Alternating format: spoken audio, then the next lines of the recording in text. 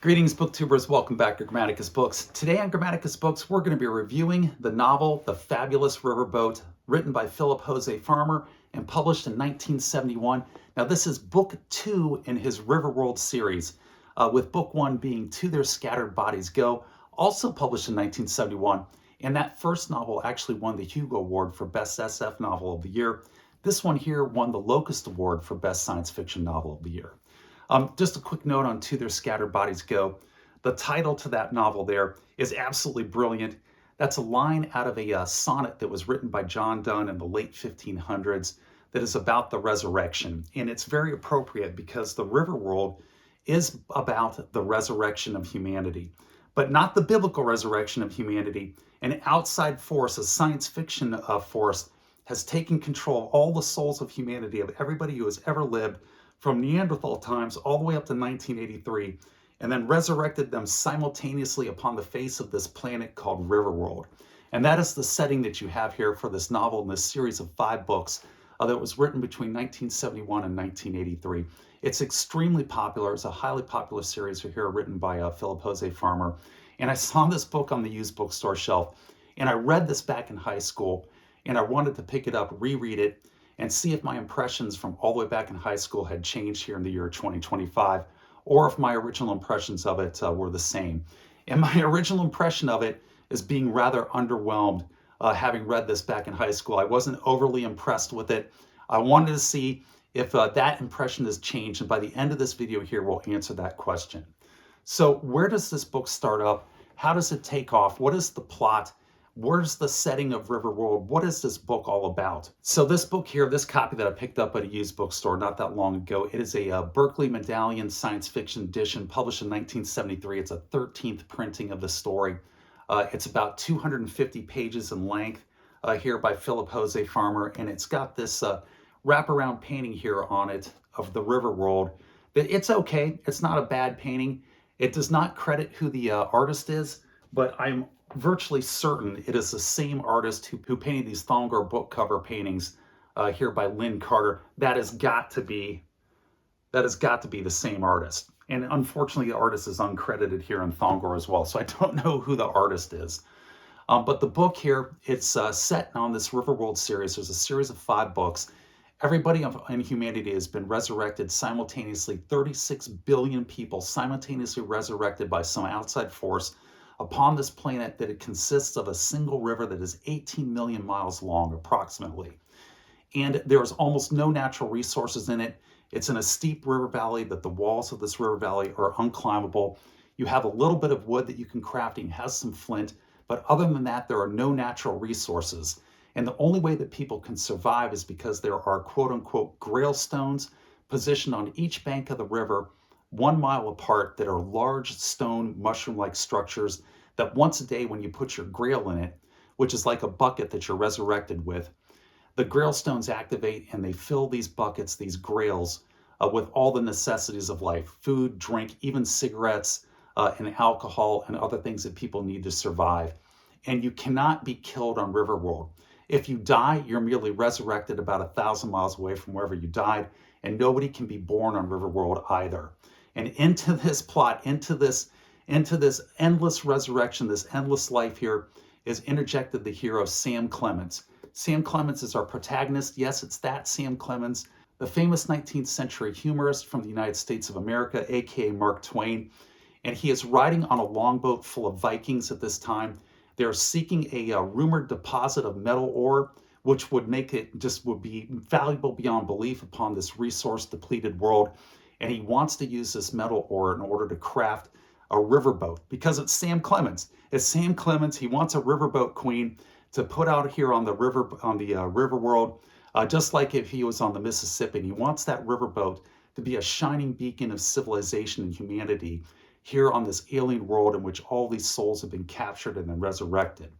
So as the book starts here, and they're looking for this fabled deposit, a huge meteorite strikes Riverworld that is composed almost entirely of iron and other mineral deposits. And Sam Clemens and the Vikings, they barely survive because they're on this Viking boat and they're close to the impact site. And then they have to get to the site of this meteorite landing in order to claim the iron that's in there so that Sam Clemens can build his fabulous riverboat and realize his dream. And that is the plot of the book. So what did I think of the book? How did I view it after my rereading here in the year 2025? Well, first I'll give you the good points of the book. The good points of this book, what makes this book really stand out, and why I suspect it won the Hugo and the Locus award here in books number 1 and 2, is the plot is brilliant. The setting is brilliant. It's just an absolute original idea that Philip Jose Farmer comes up with. So it allows Philip Jose Farmer to bring all these historical figures, all these great people throughout history, and bring them all together and put them together where they can actually interact from all these different time frames. So you've got Hermann Goring, you've got Odysseus, you've got Eric the Red, Sam Clemens, Richard Burton the explorer, Mozart the musician, and all these other great historical figures that are now with each other, living together and interacting in the most interesting ways possible here on this Riverworld that he has created. And that's really the genius and brilliant part about this book and why it won the Hugo and the Locust Award. So that's the good point of this book. What are the bad points of this book? And unfortunately, there's a lot of bad points to this book. The first bad point is, the first negative, I should say, the first con is the writing. The writing in this book is, there's no other way to put it, the writing is bad. This is a very poorly written book.